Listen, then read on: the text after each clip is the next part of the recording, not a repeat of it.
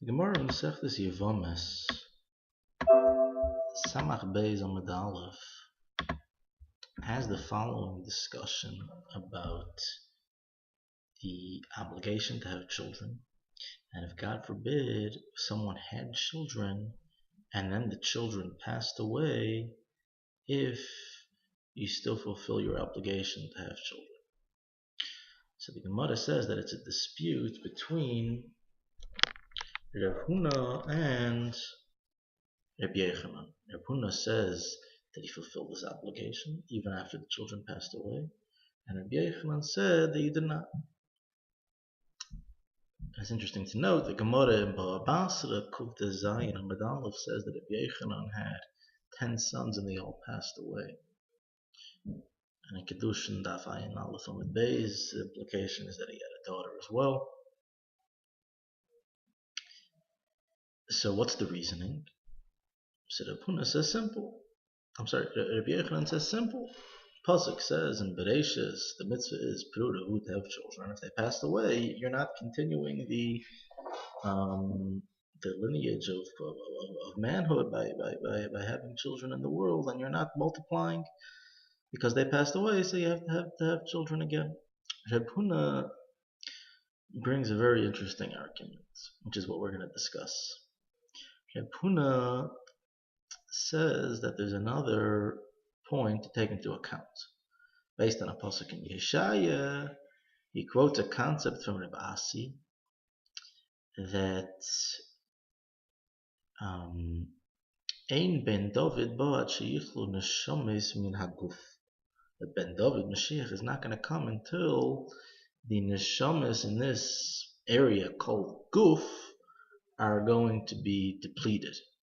And once the neshamas, in other words, parents have children and the neshamas come from this area, and there's enough children that are born in the world, then Moshiach is going to come.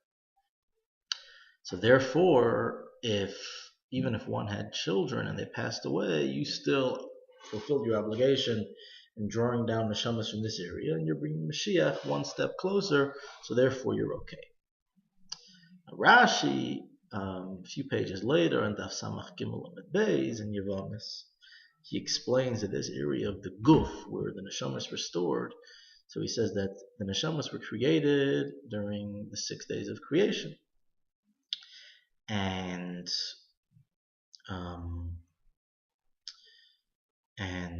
this area is in between the area where the malachim are and where the shechina is. In between that area is where these neshamas are. And every time parents have children, the neshamas come down from this area.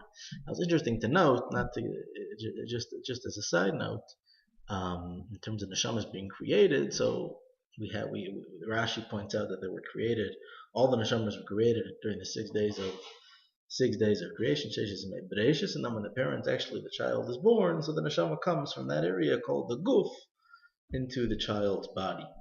Now, there's an interest that Alter Rebbe in Lekutei Torah, Parshas Tzav, Tez Zayin Amud Gimel, so he points out, Al Pi Kabbalah, that neshama that's going to be born, so the neshamas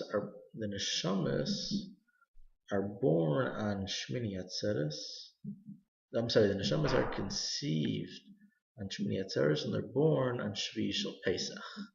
So put that into account in terms of what's happening over here, and that might add to the picture a little bit.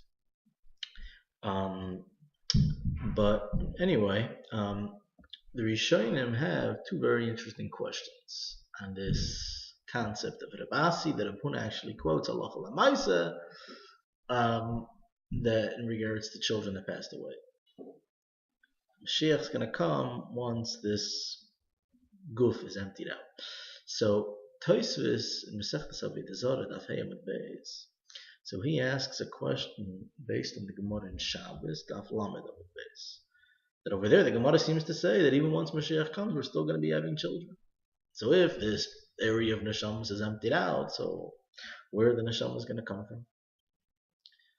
So Tosfos says that it must be that once Moshiach comes, there's going to be neshamas chadashas. There's going to be a new area of neshamas.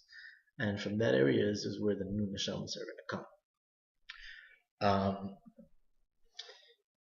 A little more complex is Tosfos' question in that Nidah Yud Gimel Amid Beis, which other Rishonim ask as well. But over there, Tosfos says, Gemara says in Shabbos Daf Kuf Yud Ches Amid Beis, famous Gemara, that if you didn't keep 2 Shabbos in a row properly, Mashiach is going to come. So if Mashiach is dependent on this box of neshamas emptying out, so how can we say it's dependent on the Yidden keeping 2 Shabbos? So there's numerous answers. Tosfos over there answers, he says that simple. He says it's simple. Might not be so simple, but he says that, well, Mashiach's going to come, and then we know that the Gemara says that women are going to be having a lot of children when Mashiach comes, so the box is quickly going to be emptied out. But does that work? If Mashiach can only come once it's emptied out, how can we say that Mashiach is first going to come and then it's going to be emptied out by the Yidden keeping 2 Shabbos twice? Doesn't seem to work out perfectly. And the Maharsha points out that Tosfos' answer needs some work. But I found that the Tosfos Harosh and Nidah over there, Daf Yud Gimel, gives a simpler answer, and he says it's either or. Either Mashiach is going to come once the box of neshamas are emptied out, or if you didn't happen to keep Shabbos 2 times in a row properly, we won't need that. We won't need the box of neshamas to be emptied out, and it will be enough. It would suffice that you didn't keep Shabbos twice in a row.